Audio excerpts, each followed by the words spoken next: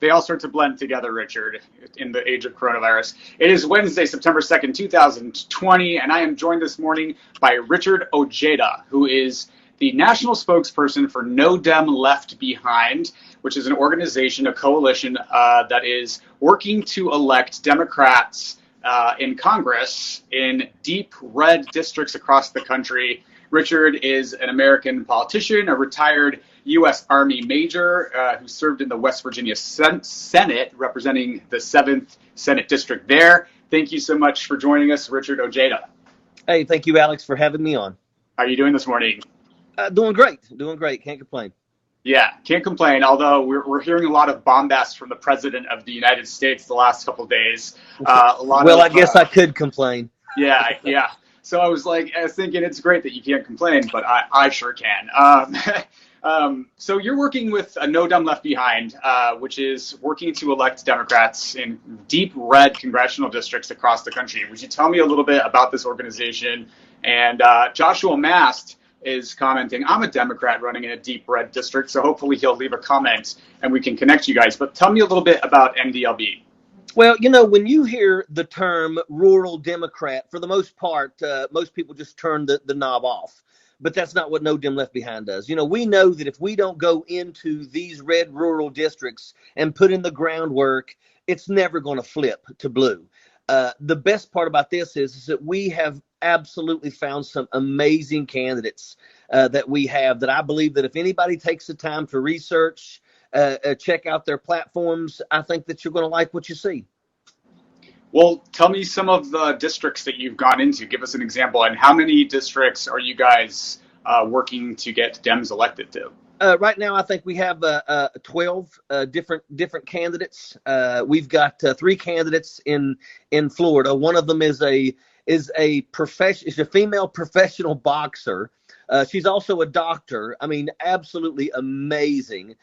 We have Adam Christensen in the 3rd district. We have Alan Ellison. I think he's in the 17th. The doctor is in the 19th district of Florida. And, we know Florida's a red state. But like I said, I believe that if people take the time to listen to what these people have to say, they're going to like what they see. We have a Harvard graduate running in Missouri's 4th congressional district. I got a list. I'll make sure. Devin Pandy is running in the 9th district of Georgia. Rob Anderson, who has taken on Clay Higgins in Louisiana's 3rd district, and we have others. I mean, it's amazing. We have a 5th generation farmer who also happens to be a dentist. We have some amazing candidates, and we've been doing some amazing events, and we do believe that we're starting to pick up some momentum. We've got some comments for you this morning, Richard. Cynthia Adams says, thank you so much for what you are doing. Joshua Mast says, Adam Christensen is running for Congress in my district. Yes. Groovy John says, Republican policies are bad for farmers, and I want to talk to you about that in a second. Amy Bollinger says, Biden is better. So let's talk about Republican policies and why there are still districts in rural areas and deep red areas that are controlled by Republicans when these policies are very bad for farmers. We know that farmers are suffering and a lot of rural Americans are suffering, and yet we can't seem to shake them of the Republican stronghold on those areas. I think that, for the most part, they have just convinced a group of people to follow their path. And the bad part about that is it's like, it's what do they say? It's like the chickens voting for Colonel Sanders. I mean, that's what's going on.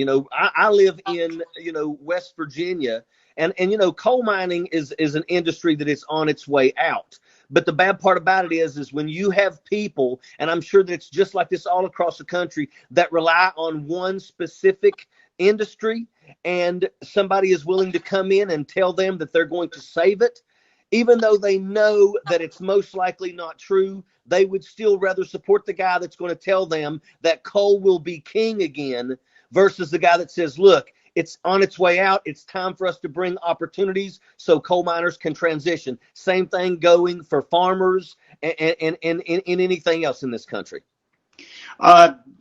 Richard, got a question for you. Why are unions endorsing Republicans in rural America?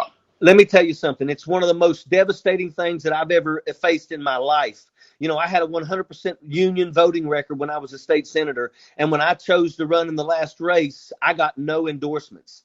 Sadly, it's hard to even explain. Unions are cutting their own throats. The union members should be paying a lot more attention on what their union leadership is doing, because at the top of the unions, they go and do some things behind the scenes that I can assure you the majority of the members, the dues paying members, will absolutely not be for.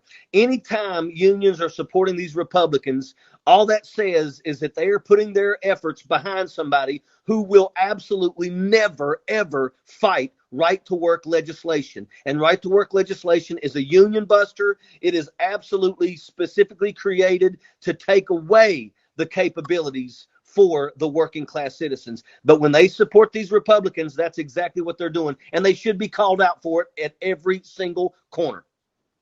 And I think it's really important to know that Donald Trump, the administration, did oppose unions in the key Supreme Court ruling that came out in 2018. The court ruled in a 5-4 decision that the application of public sector union fees to non-members is a violation of the First Amendment. So the Trump administration and the Republican Party have been fairly anti-union in their dealings. And so I think it's really interesting that people still, Republicans in union states still support the party.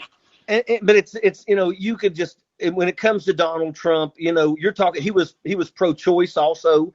He was one person who spoke out for pro-choice. But then the moment that he decided to become a Republican, he obviously fell 100% for their policies.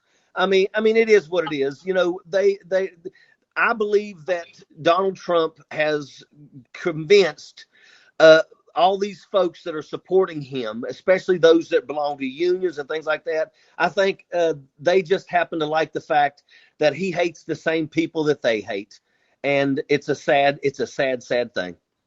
We got some more comments for you. Groovy John says, I heard a farmer in Missouri say she doesn't like Democrats because they want to bring socialism. How do you respond to this? What I feel is very dishonest, but this angle. The problem that we have is nobody in this country researches anymore. Everybody has become lazy. It's not hard to pick up a book and read a book. It's not hard to go on Google and do research. But the problem is nobody does. And that's the problem. And this whole thing about socialism, hey, what about democratic socialism, which has created the, our road system, the military, the police, fire, first responders. You can go down a list, inoculations, you name it. Democratic socialism, which is what Bernie Sanders has always been speaking of, is something that we absolutely still do in this country. But once again, these people don't research, so they're easily duped into thinking that anytime we want to do anything for the lesser of us, it's socialism, and it's absolute garbage. Well, and I'll note, if your children are in K through 12 education in the United States, you're participating in democratic socialism. Exactly. Joshua Mast says the Democratic Party is losing in rural areas because they only focus on urban areas to turn out votes. And we keep losing by that strategy. They need to help down ballot candidates with financial support to flip the script on the GOP. And that's really what you guys are doing at the No Dem Left Behind. So can you tell me a little bit about what your strategy is to help these folks win, and what kind of events and things do you have coming up? I know you have a fundraiser today. I want to plug that and let us know how we can support you. Yeah, let me tell you that for No Dem Left Behind, we are starting to really pick up momentum. We recently had a fundraiser that had Mark Hamill on it with us. How cool is that? We've Chelsea Handler, Sarah Cooper. We just had a live town hall with Andrew Yang. We're picking up momentum. What we're doing is we're going into the rural red districts, and we're the ones that are picking a fight. Do I wish that the Democratic Party would follow suit with us and support us wholeheartedly? Absolutely, I do. Because the truth is, like I said in the beginning, if we don't put in the groundwork, we're never going to flip these seats from red to blue. So, we are doing that, and we're trying our best to raise funding for our candidates. But the best thing that we have is our candidates, because when you listen to Blair Walsingham, that's running out of Tennessee's 1st District, you absolutely cannot help but be inspired after listening to what she is saying. When you listen to Tom Pausewitz in Wisconsin's 1st District, absolutely phenomenal, spot on.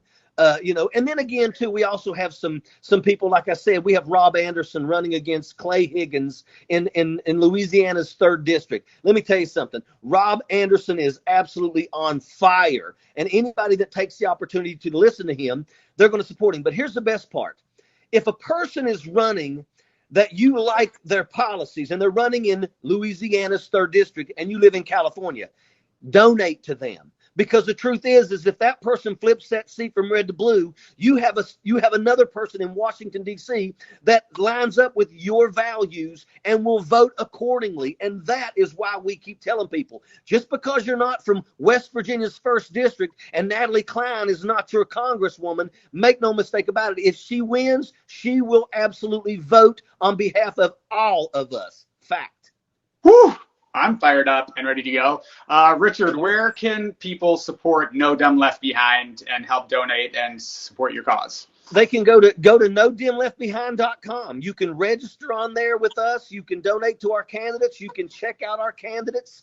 I tell you, I am absolutely 100% spot on. If you take the time and you listen to Mia Mason, the first female transgender Democratic nominee in Maryland's 1st District, let me tell you something. She is I call her scary smart. That's how intelligent she is. And that's the type of person that we need. We need more voices in our halls of Congress that are going to fight for everybody, not just one group. Whew. All right. Well, thank you so much, Richard Ojeda from No Dem Left Behind. You can also, if I can just plug this Twitter account, at NDLB2020, which is phenomenal and really killing the game. So visit No Dem Left Behind. Thank you, Richard Ojeda, for joining me this morning. This has been the AM Report for HAPS News with Alex Mahajer, the Network of Now. We are live every weekday morning at 7:30 Pacific, 10:30 Eastern, right here. If you like this content, if you want to support this journalism, consider buying me a cup of coffee. Visit haps.tv/@Alex Mahajer, and we will see you tomorrow morning. Thank you, Richard. Airborne. We got some more comments for you as we're rolling out. We got inspiring, and Richard is such a great spokesperson. Love from Team Pandy. So you're getting a lot of love. Airborne. Hey, thanks, guys. I appreciate it. Thanks, Alex.